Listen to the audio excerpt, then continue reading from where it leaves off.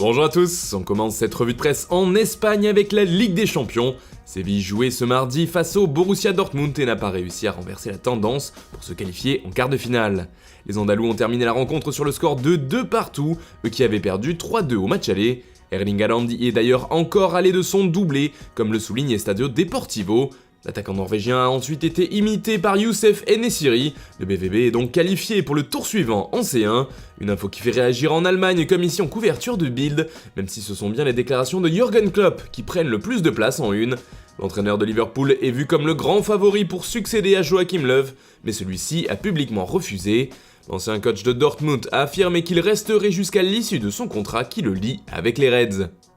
Forcément la news fait les gros titres en Angleterre comme ici avec le Daily Mirror qui titre non non non en allemand. Jürgen Klopp ne répondra pas à l'urgence allemande, continue le tabloïd, car Joachim Löw a décidé de partir après l'Euro qui se déroulera cet été, alors que son contrat courait jusqu'à la Coupe du Monde 2022. Même idée avec le Daily Star qui explique que l'entraîneur de Liverpool n'abandonnera pas son équipe, même pour coacher la sélection de son pays. Non, je ne serai pas disponible pour prendre en main la sélection d'Allemagne cet été ou après l'été, a simplement déclaré Klopp. J'ai encore 3 ans de contrat à Liverpool, c'est une situation simple, j'ai signé un contrat et j'essaye de l'honorer. Des mots forts qui font également la couverture du Daily Express ce mardi. Le quotidien anglais reste dans le même discours et évoque un rejet de la part de Klopp quant aux discussions pour le poste de sélectionneur. A noter que les Reds affrontent Leipzig ce mercredi en Ligue des Champions. Enfin, cela fait aussi la une de The Sun, mais le journal préfère mettre en avant l'avenir de 2 joueurs de Manchester United. D'abord, celui d'Edinson Cavani qui serait malheureux et voudrait quitter les Red Devils. Ensuite, The Sun affirme que Bruno Fernandes aurait demandé à avoir des assurances avant de prolonger, et selon le quotidien, il ne signera pas avant de les avoir reçues. L'international portugais aimerait notamment savoir quelles sont les intentions de United pour le prochain mercato. Affaire à suivre. On continue avec l'Italie où la Juve fait la une de tous les journaux.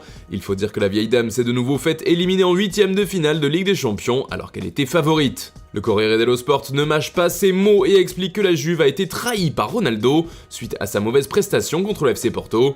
Pour le quotidien transalpin, c'est tout simplement la soirée la plus amère. Les Turinois l'ont emporté 3-2, mais avaient perdu 2-1 au match aller. Ce sont donc les Lusitaniens qui se sont qualifiés grâce au but marqué à l'extérieur. Pas comme ça, se lamente de son côté Tuttosport, qui parle d'incroyable élimination. Enfin, d'après la Gazzetta dello Sport, la Juve est dans l'obscurité, et c'est un autre désastre en C1, selon le journal au papier rose. Du côté du Portugal, en revanche, le ton est tout autre. Les joueurs du FC Porto sont des héros pour record, tout simplement. Le média parle d'une rencontre épique à Turin et parle d'un Pep qui a été monstrueux. Abola félicite aussi le vainqueur surprise de cette confrontation. Le quotidien portugais évoque de son côté une nuit européenne mémorable. Pareil en couverture do Jogo qui a vu des dragons épiques hier soir. Et puis la grosse affiche de ce mercredi en Ligue des Champions, c'est bien sûr le Paris Saint-Germain qui accueille le FC Barcelone. Les Franciliens ont emporté 4-1 au match aller avec un triplé du génie français. Et justement pour As, tous les projecteurs sont sur Mbappé. En tout cas, du côté du Barça, on croit encore à une qualification ce soir.